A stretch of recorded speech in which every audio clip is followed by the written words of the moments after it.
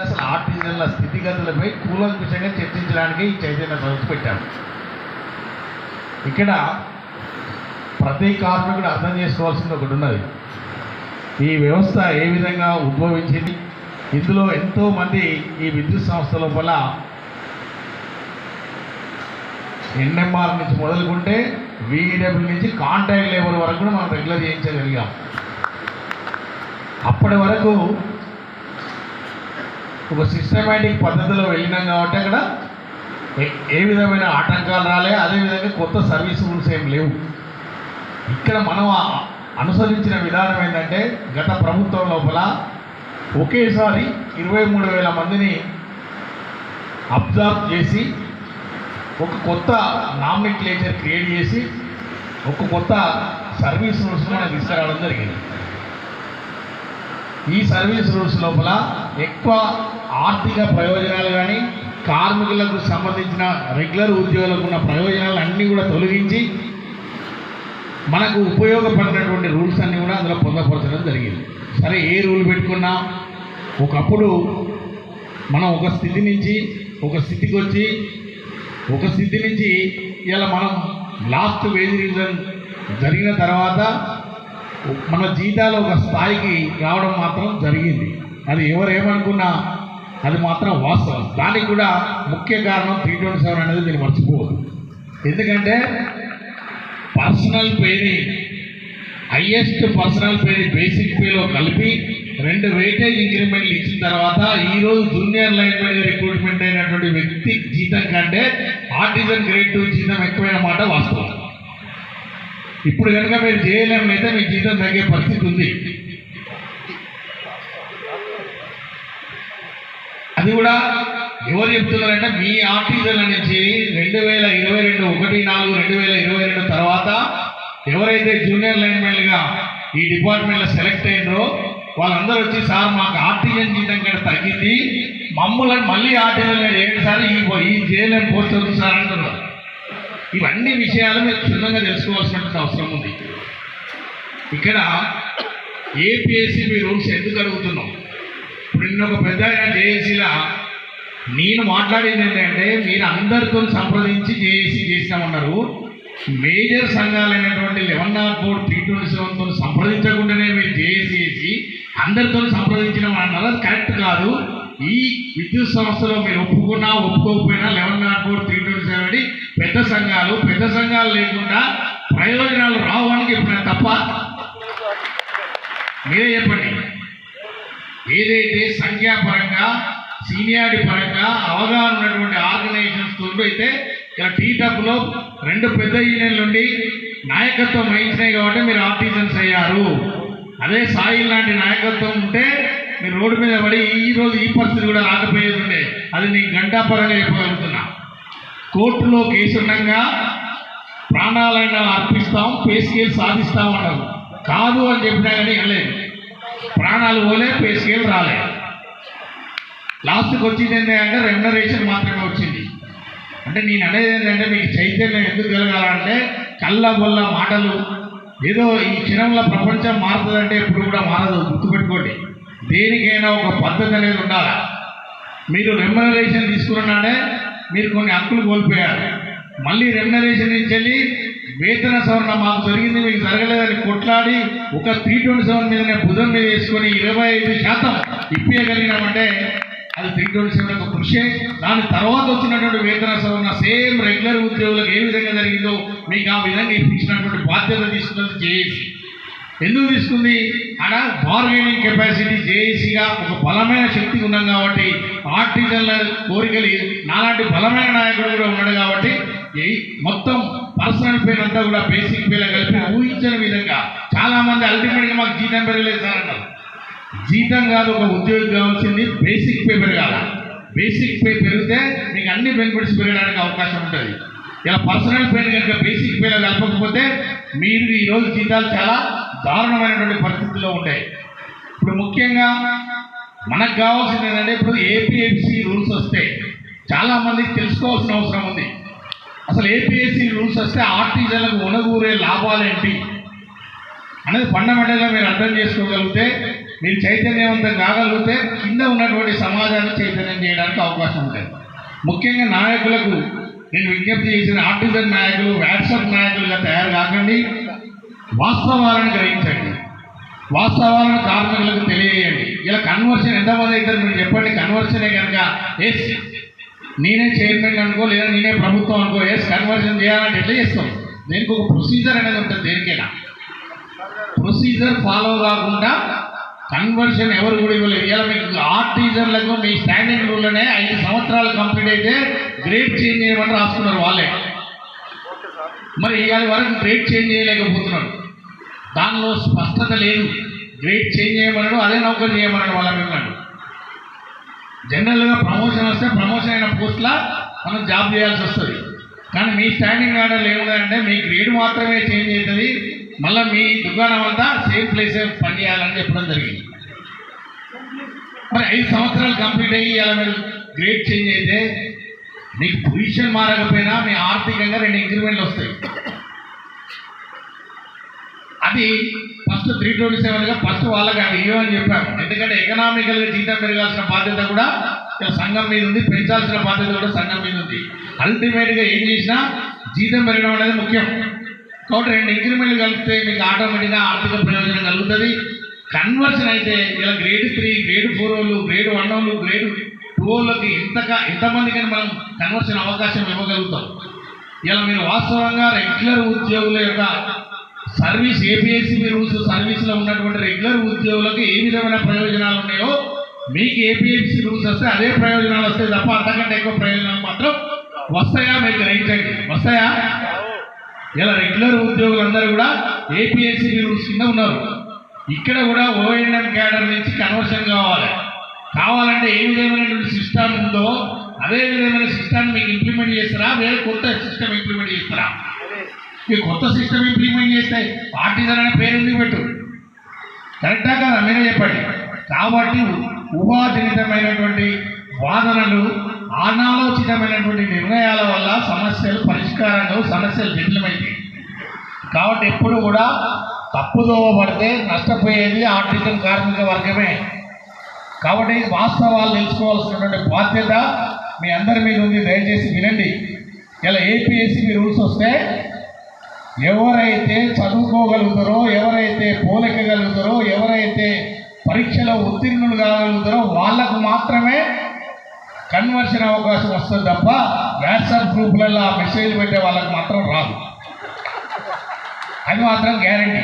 కష్టపడి చదువుకునే వాళ్ళు ఎంతమంది ఉన్నారు, అదేవిధంగా శాంక్షన్ పోస్టులు ఖాళీ ఎంత ఉన్నాయో అంతవరకే కన్వర్షన్ కాగలుగుతారు.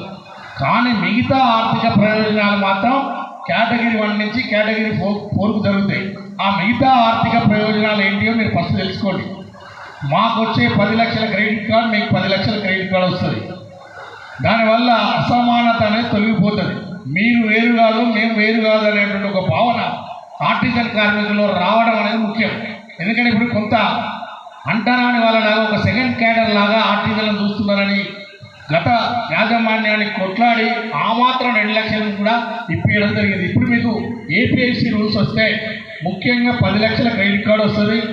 300 రోజుల సరెండర్ లీవ్ మాలాగా దాచుకోవడానికి అవకాశం ఉంటుంది.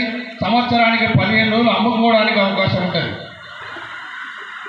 అదేవిధంగా మిగతా ప్రయోజనాలు ఏదైతే లాంగ్ టర్మ్ లోన్స్ ఉన్నాయో, షార్ట్ టర్మ్ లోన్స్ ఉన్నాయంటే హౌసింగ్ లోన్ కానీ, కార్ లోన్ కానీ, వెహికల్ లోన్ కానీ, హౌస్ కన్స్ట్రక్షన్ చేస్తే కానీ, మ్యారేజ్ అడ్వాన్స్ కానీ, ఎడ్యుకేషన్ అడ్వాన్స్ కానీ, ఇవన్నీ ఫెసిలిటీస్ మీ అందరికి కలుగుతాయి. మాకు ఆఫ్ పే లీవ్ 240 రోజులు ఉంది, మీకు కూడా ఆఫ్ పే లీవ్ 240 రోజులు ఉంది. మా క్యాజువల్ లీవ్స్ ఏ విధంగా ఉంటాయి మీకు కూడా ఆ విధంగా వస్తుంది. మేము రిటైర్ అయితే ఏ విధంగా గౌరవించబడతారో మీరు కూడా ఆ విధంగా గౌరవింపబడడానికి అవకాశం ఉంటుంది. ఇలా కొన్ని మాకు ఉన్నటువంటి ప్రయోజనాలన్నీ కూడా పూర్తిగా మీకు కూడా కల్పించబడతాయి. ఇప్పుడు అవన్నీ ఇంకా పూర్తిగా కల్పించబడలేదు. ఇది మెజారిటీగా ఆర్టిజన్ కార్మికులకు జరిగే న్యాయం. తర్వాత మిమ్మల్ని కనుక ఏపీఎస్సీ రూల్స్ తీసుకొచ్చి ఏపీఎస్సీ రూల్స్లో ఆర్టిజన్ అనేటువంటి సర్వీస్ రూల్స్లో ఆ పేరుని కనుక చేర్చగలిగితే అప్పుడు ఆ సర్వీస్ రూల్స్లో ఉన్నటువంటి ఆర్థిక ప్రయోజనాలన్నీ కూడా మనందరికీ జరుగుతాయి. అందులో ఏ విధంగా కన్వర్షన్ కావాలో రాసి ఉంటుంది. దాని ప్రకారంగా కావాలే తప్ప వేరే రకంగా కావడానికి కారణం లేదు. ఇంతకుముందు కొంతమంది బీపీ 36, బీపీ 37 గురించి మాట్లాడారు. మీరు అర్థం చేసుకోవాల్సింది ఏంటంటే విద్యుత్ సంస్థ లోపల PP36 PP37 అనేది జెన్కో ట్రాన్స్కోలకు డిస్కంలకు ఇవ్వడం జరిగింది. అందులో కూడా పూర్తి స్థాయిలో ఎవరు కూడా రిక్రూట్మెంట్ కాలేదు. పూర్తి స్థాయిలో రెగ్యులర్గా ఓన్లీ 50% మంది మాత్రమే ఖాళీలకు ఉన్న 100 ఖాళీలు ఉంటే 50% మాత్రమే సీనియారిటీ బేసిస్ మీద తీసుకోవడం జరిగింది. తీసుకొని 18/97లో అప్పుడు అన్ని యూనియన్లతో అగ్రిమెంట్ అయ్యి తర్వాత రీఫార్మ్స్కు ఓకే చెప్పిన తర్వాత చంద్రబాబు నాయుడు గవర్నమెంట్ లోపల ఈ PP36 కింద అందరూ కూడా రెగ్యులర్ కావడానికి అవకాశం వచ్చింది. అదే PP36 కింద 50% మిగిలినటువంటి VEW అందరూ కూడా కాంట్రాక్ట్ జూనియర్ లైన్మెన్గా రిక్రూట్మెంట్ కావడం వల్ల మళ్ళీ వాళ్ళ గురించి కూడా మన యూనియన్లు పోరాడడం వల్ల వాళ్ళు మళ్ళీ రెగ్యులర్ కావడం జరిగింది. ఆ 50%కి ఏమో పెన్షన్ వచ్చింది. రిమైనింగ్ 50%కి ఇలా పెన్షన్ లేకుండా అగమ్య గోచరంగా ఉన్నారు. వాళ్ళందరూ కూడా పెన్షన్ ఇప్పించాలని అడుగుతున్నారు. అదేవిధంగా దాని తర్వాత వచ్చినటువంటి రిక్రూట్మెంట్ 2006-2007 జూనియర్ లైన్మెన్ నోటిఫికేషన్ లోపల పూర్తి స్థాయిలో కాంట్రాక్ట్ లేబర్కే జూనియర్ లైన్మెన్ ఉద్యోగాలు ఇవ్వాలని ఆ నోటిఫికేషన్లో పొందపరచడం వల్ల ఆ నోటిఫికేషన్ కూడా ఛాలెంజ్ చేయడం జరిగింది. ఎల్ నరసింహారెడ్డి అనే జడ్జి గారు ఇది మొత్తం లోపభూయిష్టమైన నోటిఫికేషన్ అని చెప్పడం జరిగింది. అందరూ ఉద్యోగాలు తీసేయమంటే మళ్ళీ యాజమాన్యం కార్మిక సంఘాలను కలిసి మళ్ళీ ఉమాదేవి దగ్గర డివిజన్ బెంచ్లో పిటిషన్ వేస్తే ఆమె ఊరటడి ఇవ్వడం వల్ల ఆ రిక్రూట్మెంట్కు ప్రాబ్లం కాకుండా సుప్రీంకోర్టు దాకా కూడా ఇప్పటికి కూడా సుప్రీంకోర్టులో కేసులు అవుతున్నాయి. అంటే చట్ట ప్రకారంగా సాధ్యాసాధ్యాలు కూడా ఆలోచించాల్సినటువంటి అవసరం ఉంది. చట్ట ప్రకారంగా అందరినీ ఉన్న ఖాళీలకు అగెనిస్ట్గా రిక్రూట్మెంట్ చేస్తే కోర్టులు వాటిని మళ్ళా రద్దు చేసే అవకాశం ఉంది. కాబట్టి వెయిటేజ్ మార్కుల సిస్టమ్ మనం తీసుకురావడం జరిగింది. అందుకోసమే ఇప్పుడు చాలామంది క్వాలిఫై అయితే 20 మార్కులు వెయిటేజ్ ఇస్తే ఆ 20 మార్కుల వెయిటేజ్ మీద కూడా చాలామంది వేయారు ఏది నిరుద్యోగులు అయినా కేసు సక్సెస్ కాలేదు. వాళ్ళందరూ కూడా ఉద్యోగ అవకాశాలు వచ్చాయి. ఇప్పుడు మనం ఏ విధంగా కన్వర్షన్ కావాలంటే ఎక్కువ అవకాశాలు మనం అడగాలంటే ఫస్ట్ ఇప్పుడు ఒక జూనియర్ లైన్మెన్కు ముఖ్యంగా రిటర్న్ టెస్ట్ ఉంటుంది. అదేవిధంగా పోల్ టెస్ట్ ఉంటుంది. ఇలా చనిపోయినటువంటి కార్మికుని యొక్క కొడుకు కూడా JLM ఉద్యోగం వస్తే కమెన్స్మెంట్ కంప్లీషన్ పోల్ ఎక్కితేనే చేస్తున్నారు. ఇప్పుడు నీకు ఉద్యోగం JLM ఇవ్వాలన్నా తప్పకుండా పోల్ ఎక్కితే మాత్రమే ఇస్తున్నట్టారు. ఇప్పుడు మీరు అడిగిళ్ళు నోటిఫికేషన్ ఆపాలా అందరికీ JLM ఉద్యోగాలు ఇవ్వాలంటే ఐటీ క్వాలిఫికేషన్ ఉన్న అందరికీ JLM ఉద్యోగాలు వస్తాయి. ఎవరికి వస్తాయి? పోల్ ఎక్కిన వాళ్ళకి మాత్రమే వస్తాయి. పోల్ ఎక్కి JLM ఉద్యోగం తీసుకుంటే ఇప్పుడున్న పరిస్థితి ఏంటంటే ఇప్పుడున్న జీతం కంటే తక్కువ జీతం తీసుకోవాల్సిన పరిస్థితి ఉంది. మరి అది మారకుండా ఇది కొట్లాడితే కరెక్టా? మీరే చెప్పండి. ఇప్పుడు కనుక యాజమాన్యాన్ని కనుక ఆర్థికంగా మీకే లాభం అవుతుందంటే మిమ్మల్ని JLMలో చేస్తే మీ జీతం తగ్గుతుంది. ఎందుకంటే గత యాజమాన్యాలు చేసినటువంటి పొరపాటు వల్ల పాత జీతాలనే కొత్త జీతాలుగా చూపించడానికి ప్రయత్నం చేస్తే దాని మీద 327 కేసు వేయడం జరిగింది. అదేవిధంగా ఇప్పుడు మాట్లాడినటువంటి జేఏసీ నాయకుల లోపల ఒక నాయకుడు మాట్లాడుకుంటూ స్టాండింగ్ ఆర్డర్లను యూనియన్లు ఆమోదించినాయని చెప్పారు. ఆ సోకాళ్ళు ప్రొఫెసర్ యూనియన్ కూడా లేబర్ కమిషనర్ దగ్గర సంతకాలు పెట్టారు. కానీ స్టాండింగ్ ఆర్డర్ను ఏ యూనియన్ కూడా యాక్సెప్ట్ చేయాలి. అది రాసి పెట్టుకోండి. స్టాండింగ్ ఆర్డర్స్ను ఏ ఒక్క ట్రేడ్ యూనియన్ కూడా యాక్సెప్ట్ చేసినట్టు సంతకం పెట్టలేదు. అందులో ఇంకా గొప్పగా చెప్పాలంటే 327 ఒక్కటి మాత్రమే గల ఇండస్ట్రియల్ ట్రిబ్యునల్లో కానీ హైకోర్టులో కానీ స్టాండింగ్ ఆర్డర్ మీద కేసు వేసినటువంటి ఏకైక యూనియన్ ఏదైనా ఉందంటే 327 యూనియన్ ఒక్కటే. సుమారు 4 లక్షల రూపాయలు ఖర్చు పెట్టి ఇలా స్టాండింగ్ ఆర్డర్స్ మీద ఇండస్ట్రియల్ ట్రిబ్యునల్లో కానీ హైకోర్టులో కానీ కేసు వేసినటువంటి ఏకైక యూనియన్ ఏదైనా ఉందంటే 327 అయ్యండి. అట్లాంటి యూనియన్ ఇలా సంతకం పెట్టినామని చెప్తాను. నేను కనుక స్టాండింగ్ ఆర్డర్స్ కనుక యాక్సెప్ట్ చేస్తే నేను కోర్టులో కేసు వేయడానికి అర్హుడు అవుతున్నా? మీరే చెప్పండి. అర్హత ఉంటుందా? ఒకసారి అగ్రిమెంట్ అయ్యి ఆ రూల్స్ నేను ఒప్పుకొని సంతకం పెట్టిన తర్వాత మళ్ళీ నేను కోర్టులో ఛాలెంజ్ చేసే అవకాశం వస్తుందా?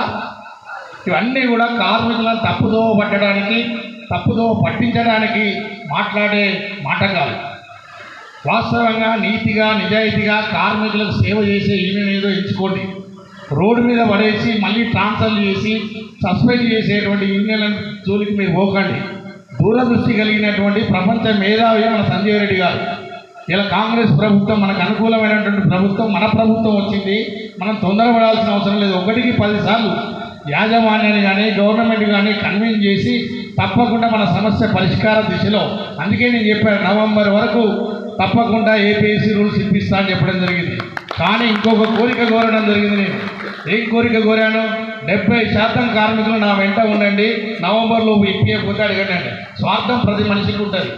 ఒక ట్రేడ్ యూనియన్గా నాకు కూడా స్వార్థం ఉంటుందా మీరే చెప్పండి. నేను పని చేసి పెడతా, వెనకాల మీరు ఉండండి అని చెప్తున్నా. ఇప్పటికీ ఆ యొక్క దానికి కట్టుబడి ఉంటున్నా. మీరు చెక్కు చెదరకుండా ఒక బలమైనటువంటి ట్రేడ్ యూనియన్ కింద ఉండండి. ఇలా ప్రజాస్వామ్య ప్రభుత్వం వచ్చింది, తప్పకుండా ఈ ప్రభుత్వం దగ్గరికి వెళ్ళి కన్విన్స్ చేసి తప్పకుండా మీకు ఏపీఎస్సీ రూల్స్ ఇప్పించే బాధ్యత నాది. అది మాత్రం ఎట్టి పరిస్థితిలో విస్మరించేది లేదు, ప్రభుత్వానికి భయపడేది లేదు. నేను అది కూడా చెప్పాను, ప్రభుత్వం మనదైనా కార్మికుల సమస్యల పట్ల నిర్లక్ష్యం వహిస్తే పోరాటంలో 327 ముందుంటుందని కూడా చెప్పాను. ఇప్పుడు కూడా అదే చెప్తున్నా, ఎట్టి పరిస్థితుల్లో భయపడేది లేదు. ప్రతిపక్ష ప్రభుత్వం ఉన్నప్పుడే మనం ఎంతో ఉద్యమం చేశాం. ఇలా పాలకపక్షం మన ప్రభుత్వం ఉన్నప్పుడు తప్పకుండా ఒక్కొక్కటికి 10 సార్లు చెప్తాం.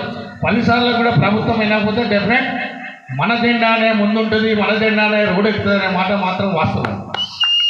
ఇందులో వెనకకు పోయే సమస్య లేదు. మరి ముఖ్యంగా మీరంతా ఆలోచించాల్సింది ఏంటంటే, చైతన్యం కావాల్సింది ఏంటంటే, కన్వర్షన్ అనేది ఏకదాటిగా అందరూ ఒకేసారి కావడానికి అవకాశం లేదు. అందుకే ఆ కళ్ళబొల్లి మాటలు మాట్లాడకండి, కళ్ళబొల్లి మాటలకు ఆకర్షితులు కాకండి. ఫస్ట్ ఏపీఎస్సీ రూల్స్ వస్తేనే ఆ కన్వర్షన్ అయినా కావడానికి అవకాశం ఉంటుంది. అది కూడా టెస్టులు లేకుండా కావాలంటే యాజమాన్యాన్ని ప్రభుత్వాన్ని ఒప్పియాల్సి ఉంటుంది. మరి ఇప్పుడు ఉన్న వాళ్ళకే టెస్టులు లేకుండా ఇస్తలేరు. కాబట్టి మనకి ఇవ్వాలంటే కంపల్సరీ ప్రభుత్వం మీద ఒత్తిడి తీసుకురావాల్సిందే. అది సెకండ్ సబ్జెక్ట్. ఫస్ట్ అయితే మనకి ఏపీఎస్సీ రూల్స్ వస్తే కన్వర్షన్ కావడానికి ఒక హక్కు కలుగుతుంది, అది మాత్రం దారి కలుగుతుంది, పాట కలుగుతుంది అనేది మీరందరూ కూడా మర్చిపోవద్దు.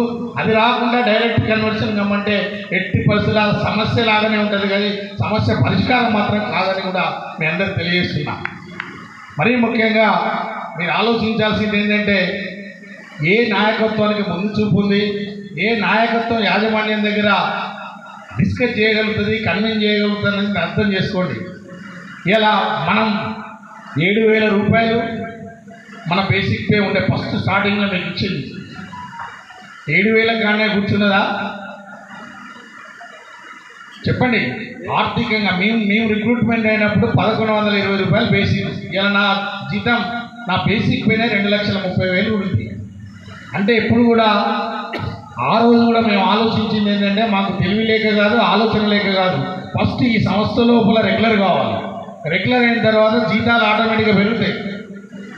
ఇది ఈరోజు పెరిగాయి. ఈరోజు బెస్ట్ ఉదాహరణ ఏంటంటే, ఇలా జేఎల్ఎం జీతం కంటే ఆర్టిజన్ గ్రేడ్ 2 జీతం ఎక్కువ పోవడానికి కారణమైంది చాకచక్యంగా మనం ఆ పర్సనల్ పేని బేసిక్ పేలో కలపడం వల్లనే ఈరోజు మనం పెరిగాం. ఇంకా మనం గ్రేడ్ 3 గ్రేడ్ 4 కూడా కొంత పెంచాల్సిన అవసరం ఉంది. వచ్చే వేతన సవరణ లోపల మన ప్రభుత్వమే ఉంటుంది కాబట్టి ఇంకా జీతభత్యాలు కొంత పెంచుకుంటే తప్పకుండా మన ఆర్థికంగా లబ్ధి పొందడానికి అవకాశం ఉంటుంది.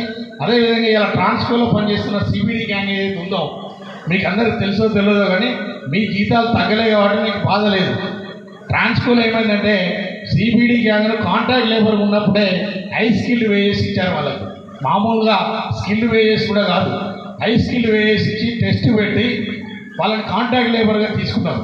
మరి ఈరోజు గత వేజ్ రివిజన్ కంటే ముందు సమానమైనటువంటి వేతన సవరణ కల్పించి మొన్నటి వేతన సవరణలో క్వాలిఫికేషన్ దగ్గర గ్రేడ్లు చేయడం వల్ల వాళ్ళ జీతాలు తగ్గి జీతాలు రికవరీ చేయడం జరిగింది. మరి వాళ్ళ బాధ మాత్రం చాలా అరణ్య రోజున గత ప్రభుత్వం నిజంగా ఎంత హీనమైనటువంటి చర్యలు చేసిందో మీ అందరికీ తెలుసు. మరి వాళ్ళ జీతాలు 180 మంది ఇలా ట్రాన్స్కో బతుకుతుందంటే, ట్రాన్స్కో పట్టగడుతుందంటే సిబిడి గ్యాంగ్ యొక్క వర్క్ వల్లనే. మరి వాళ్ళు జూలా మీద పనిచేస్తారు, వాళ్ళు ఎంతో వాళ్ళ కష్టతరమైనటువంటి వర్క్ చేసి వాళ్ళ పొట్ట కొట్టడం అనేది కరెక్ట్ కాదని నిన్న జేఎండి గారికి క్లారిటీగా చెప్పడం జరిగింది. నీదే బాధ్యత, నీ యాజమాన్య జీతాలు తగ్గించినావు, మళ్ళీ నువ్వే యాజమాన్యానికి కన్విన్స్ చేయాలి, నీ వల్లనే మళ్ళీ అది రెక్టిఫై కావాలని కూడా చాలా గట్టిగా చెప్పడం జరిగింది. ఇలాంటి విషయాలు ఎన్నో ఉన్నాయి. ఇంకా ఈ సంస్థ లోపల మనకంటే కడు దరిద్రంగా, కడు హీనంగా బతుకున్నటువంటి కాంట్రాక్ట్ కార్మికులు ఉన్నారు. వాళ్ళందరినీ కూడా రెగ్యులర్ చేయాల్సినటువంటి బాధ్యత ఇలా 327 మీద ఉంది. ముఖ్యంగా ఎన్పీడీసీలో మేజర్గా అన్మ్యాన్ డిస్ట్రిబ్యూషన్ వర్కర్స్ ఉన్నారు. 3,000 రూపాయల జీతం నుంచి స్టార్ట్ అయ్యి ఇలా 11,000 రూపాయల జీతం తీసుకుంటారు. వాళ్ళకి కూడా అదే త్వరలో స్కిల్ వేసి ఇచ్చి మీలాగా ఆర్టిజన్ కావాలని వాళ్ళు కోరుకుంటున్నారు. అదేవిధంగా స్పాట్ బిల్డర్స్ ఉన్నారు, డిస్ట్రిక్ట్ స్టోర్లో పనిచేసే ఉన్నారు, ఎస్బీఎంలో పనిచేసే ఉన్నారు. ఓవరాల్గా ఒక 7-8 మంది ఈ విద్యుత్ సంస్థలో ఇంక చాలని జీతాలతో పనిచేస్తున్నమాట వాస్తవం. మరి వాళ్ళందరినీ కూడా ఒక దారికి తీసుకొచ్చి ఈ విద్యుత్ సంస్థలో కాంట్రాక్ట్ కార్మికులు లేనటువంటి సంస్థగా దేశ చరిత్రలో ఒక చిరస్థాయిగా నిలవాలనేది మన కోరిక. తప్పకుండా ఆ దిశలో కూడా ప్రయాణం చేస్తే 327 తెలియజేసుకుంటున్నాను. మరి ముఖ్యంగా నాయకులు చాలామంది ఇంపార్టెంట్ నాయకులు అందరూ ఇంటికి వచ్చారు. ఏది వాస్తవం, ఏది అవాస్తవం, ఏది జరుగుతుంది, ఏది జరగదు అనేది మీ నాయకులు చేయవలసినటువంటి అవసరం ఉంది. ముఖ్యంగా ఇలా మీ ఆర్టిజన్లకు రావాల్సిన సదుపాయాలు అన్నింటి మీద కూడా ఒక స్పష్టమైన అవగాహన ఉంది. ముఖ్యంగా ఇలా అంగవైకల్యం పొందేది చాలామంది డిపార్ట్మెంటల్ యాక్సిడెంట్ అయ్యి పని చేయలేని స్థితిలో తన అనాథరైతుగా కొడుకులను వాడుకుంటున్నారు. కానీ ఇలా అదే రెగ్యులర్ ఉద్యోగి అయితే డిపార్ట్మెంటల్ యాక్సిడెంట్ అయితే రెగ్యులేషన్ 19 ప్రకారంగా వాళ్ళ పిల్లలకు ఉద్యోగం డైరెక్ట్ రెగ్యులేషన్గా ఉంది. ఇలా ఆ రెగ్యులేషన్ మీకు అమెండ్మెంట్ చేయమని అడుగుతున్నాం. అదేవిధంగా మీ ఆర్టిజన్ కార్మికులు చనిపోతే క్వాలిఫికేషన్ దగ్గర ఉద్యోగం ఇవ్వాలి తప్ప క్వాలిఫికేషన్తో నిమిత్తం లేకుండా గ్రేడ్ 4 ఉద్యోగం ఇస్తున్నారు. ఫస్ట్ అది మార్పిస్తాం తప్పకుండా. అదేవిధంగా ఇవాళ ఆర్టిజన్ కార్మికులు ఎందుకంటే కాంట్రాక్ట్ లేబర్ కింద మీరు 40-50 ఏళ్ళు అక్కడనే పనిచేసిండ్రు.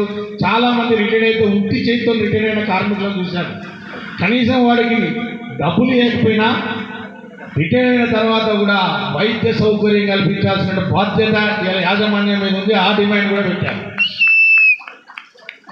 అదేవిధంగా ఇలా కాంట్రాక్ట్ లేబర్గా చేసిన సర్వీసును గ్రాడ్యుయేటీకి కలిపితే మీరు రిటైర్డ్ అయితే గ్రాడ్యుయేటీ ఎక్కువ రావడానికి అవకాశం. అంటే గ్రాడ్యుయేటీ అనేది సర్వీస్ పే చేసుకునే గ్రాడ్యుయేటీ క్యాల్కులేషన్ చేస్తారు. కాబట్టి ఇప్పుడు రిటైర్డ్ అయ్యే ఆర్టిజన్ కార్మికులకు 80,000 కంటే ఎక్కువ గ్రాడ్యుయేటీ వస్తలేదు. వాళ్ళ కనుక కాంట్రాక్ట్ సర్వీస్ కూడా వాళ్ళకి కలిపితే ఆల్మోస్ట్ 3-4 లక్షల గ్రాడ్యుయేటీ వచ్చే అవకాశం ఉంది. తప్పకుండా యాజమాన్యం దగ్గర కానీ ప్రభుత్వం దగ్గర కానీ ఇది ఒప్పించి తప్పకుండా గ్రాడ్యుయేటీకి కాంట్రాక్ట్ సర్వీస్ కూడా కలిపేయడానికి ప్రయత్నం చేస్తాం. ఇవన్నీ మీరు ఆలోచించాలి. గుడ్డిగా ఏపీఎస్సీ రూల్స్, గుడ్డిగా కన్వర్షన్ అనేది కాదు. మనకు కావాల్సినవి ఒకటి కొట్లాడి తప్పకుండా ఇప్పించుకుందాం. మరి అదేవిధంగా చాలామందికి ఆర్టిజన్ పేరు వద్దు అంటున్నారు. పేరు కూడా మార్పిద్దాం. ఏం పేరు పెట్టాలో మీరు చెప్పండి. ఎందుకంటే పైసా ఖర్చు లేదు పేరు మారితే. మేము ఉద్యోగంలోకి వచ్చినప్పుడు మా పేరు హెల్పర్ ఉండే. ఏ ఊరికి పోయినా హెల్పర్ అంటే మాకు కూడా కొంచెం సిగ్గు అనిపించేది. ఏం నౌకరీ చేస్తారా అంటే హెల్పర్ నౌకరీ. ఈ హెల్పర్ నౌకరీ అంటే కొంత వినడానికి కానీ కొంత పలకడానికి కానీ బాగలేదని అప్పుడు మేమే ఐటీఐ బ్యాచ్ మొత్తం కొట్లాడి జూనియర్ లైన్మెన్ అనే నామకరణం చెప్పడం జరిగింది. మీకు ఏ పేరు కావాలో మీరు డిసైడ్ చేయండి. మీ వాట్సాప్ గ్రూప్లలో మొత్తం చర్చ పెట్టండి. ఆర్టిజన్ పేరు తీసేద్దామా, ఏం పేరు కావాలో మీరు చెప్పండి. గ్రేడ్ వైజ్గా డెఫినెట్గా చెప్పిద్దాం. అది పెద్ద ఖర్చుతో కూడుకున్న పని కాదు. కానీ మారాల్సింది పేరు కాదు, మారాల్సింది మన ఫెసిలిటీస్, మన హక్కులు, మన సౌకర్యాలు మారాలి. పేరు ఏది పెట్టుకున్నా పెద్ద ఆధారం కాదు. కానీ మీరు ఫీల్ అవుతున్నారు కాబట్టి మీకు ఏం పేరు కావాలో మీరు చూస్ చేసుకోండి. డెఫినెట్ ఆ పేరు కూడా మార్పించే బాధ్యత 327 తీసుకుంటే తప్పకుండా. ఇప్పుడు నేను చెప్పిన సదుపాయాలన్నీ మనకు వస్తే మనం సంతోషంగా ఉండమా? ఇంకా చాలామంది మిత్రులు ఏమంటారంటే ఆ జేఎల్ఎం నౌకరి ఫీల్డ్లో మేము చేయలేము సార్, ఇదే హ్యాపీగా ఉన్నది మంచిగా ఉన్నదని అనేటోళ్ళు కూడా చాలామంది ఉన్నారు. వాస్తవం. ఎందుకంటే దీంట్లో కొంత వెసులుబాటు ఉంది. అక్కడ రోజు మానసికమైన ఒత్తిడికి గురి కావాల్సి వస్తుంది. రోజు నిరంతరం కన్జ్యూమర్ సేవ చేయాలి. కాబట్టి అటు కన్జ్యూమర్స్తో ఇటు ఆఫీసర్స్తో ఇప్పుడు వచ్చినటువంటి ఐఏఎస్ ఆఫీసర్స్ 20-30 పారామీటర్స్ ఇచ్చారు. ప్రతి పని కింద పని చేసేవాడే చేయాల్సినటువంటి పరిస్థితి ఉంది.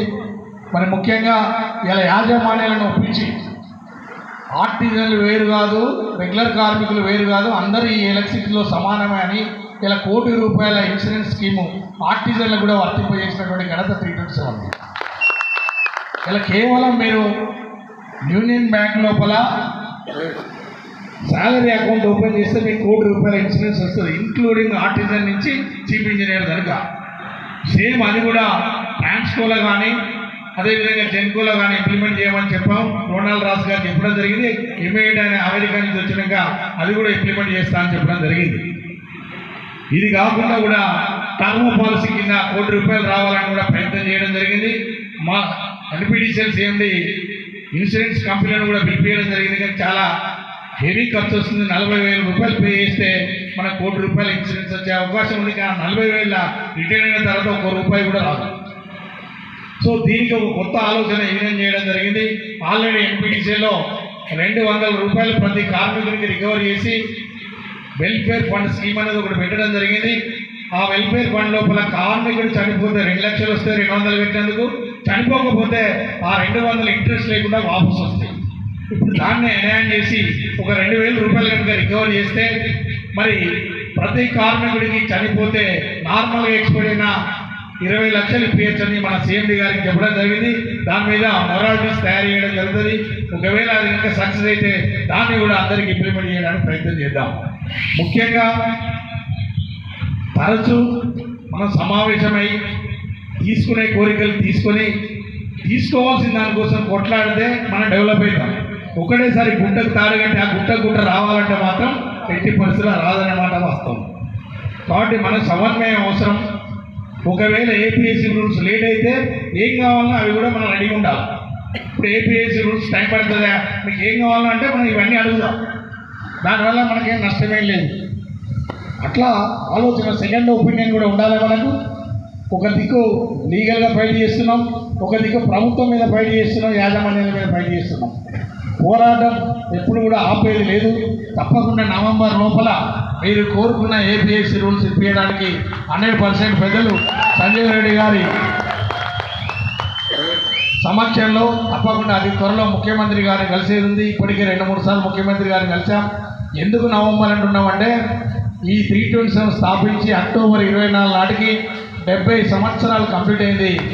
దాని గుర్తుగా, తీపి గుర్తుగా నవంబర్లో మనకు ఏపీఎస్సీ రూల్స్ ఇప్పించాలని ముఖ్యమంత్రి గారిని అడగడం జరుగుతున్నది. న్యాయశక్తుల ప్రయత్నం చేస్తాం. ప్రయత్నంలో ఏమాత్రం లోటుపాటు ఉండదు. డెఫినెట్ నమ్మండి. తప్పకుండా మనకు ముఖ్యంగా ఏంటంటే పనిచేసే నాయకత్వాన్ని కనుక మీరు ప్రోత్సహిస్తే పని చేయాలనే ఆశ పెరుగుతుంది.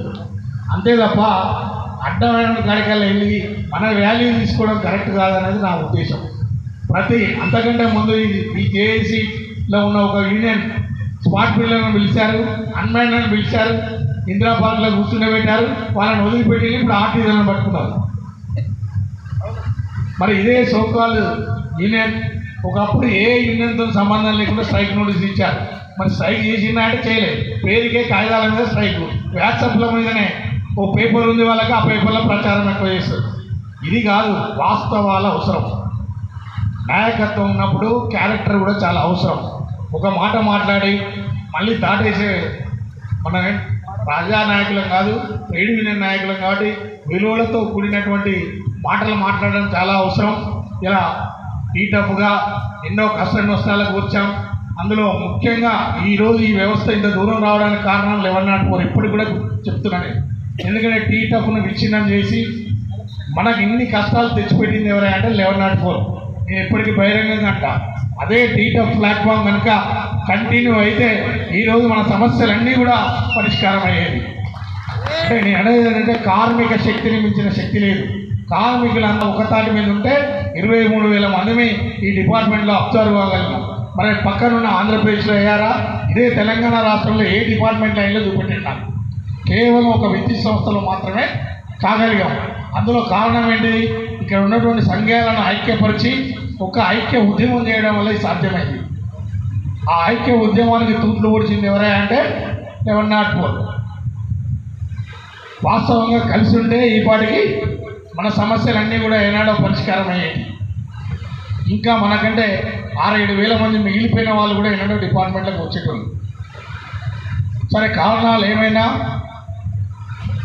ఒక స్పష్టత లేకపోవడం వల్ల కొంత అపనమ్మకాలతో ఇలా టీటఫ్ అనేది విచ్ఛిన్నం చేసుకోవడం వల్ల మనం ఇన్ని ప్రాబ్లమ్స్ ఫేస్ చేస్తాం.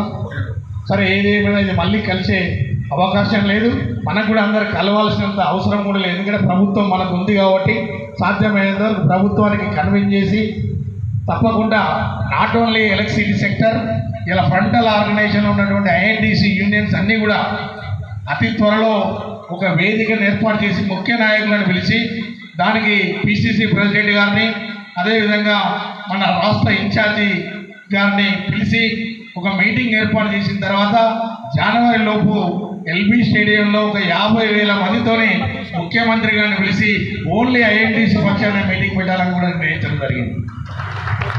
అంటే ఈ రాష్ట్రంలో ఐఎన్టీసీ బలం కూడా మన ప్రభుత్వానికి తెలియజెప్పాల్సినటువంటి బాధ్యత ఉంది. అదేవిధంగా కార్మికుల యొక్క కష్ట సుఖాలు కూడా ప్రభుత్వం తెలుసుకోవాల్సినటువంటి బాధ్యత ఉంది. కాబట్టి తప్పకుండా అది కూడా అతి త్వరలో జరగబోతుంది. మీరు అందరూ కూడా గుర్తుపెట్టుకు, ఎందుకంటే ఇలా భారతదేశంలో అత్యధిక మెంబర్షిప్ కలిగినటువంటిది కేవలం ఐఎన్టీసీ యూనియన్ మాత్రమే. పేర్లు ఎన్ని చెప్పినా ఎన్ని ఎర్ర జెండాలు వాతినా ఇలా భారతదేశంలో స్పష్టమైనటువంటి మెజారిటీ కలిగినటువంటి ఏకైక యూనియన్, 4 కోట్ల మెంబర్షిప్ కలిగినటువంటి ఏకైక యూనియన్ ఐఎన్టీసీ అనేది మాత్రం మర్చిపోవద్దు. పెద్దలు సంజయ్ రెడ్డి గారు సుమారు 75 సంవత్సరాలు కార్మిక రంగంలో ఎనలేని సేవలు చేసి ఎంతో ప్రపంచ ప్రఖ్యాతిగాంచినటువంటి మేధావి మన సంజయ్ రెడ్డి గారు ఎన్నో సమస్యలను నెగోషియేషన్ ద్వారా పరిష్కరించినటువంటి నేత. ఆ నేత అధ్యక్షతన మన యూనియన్ నడుస్తున్నది కాబట్టి మనం భయపడాల్సిన అవసరం లేదు, బాధపడాల్సిన అవసరం లేదు. తప్పకుండా అతి త్వరలో మీరు కోరుకునే ఏపీఎస్సీ రూల్స్ తప్పకుండా ఈ 327 ఐఎన్టీసీ అందిస్తుందని మీ అందరికీ తెలియజేసుకుంటూ మరొకసారి ఈరోజు ఈ సమావేశానికి ఇచ్చేసిన మీ అందరికీ కూడా హృదయపూర్వక కృతజ్ఞతలు తెలియజేసుకుంటూ ముగిస్తున్నాను. Thank you.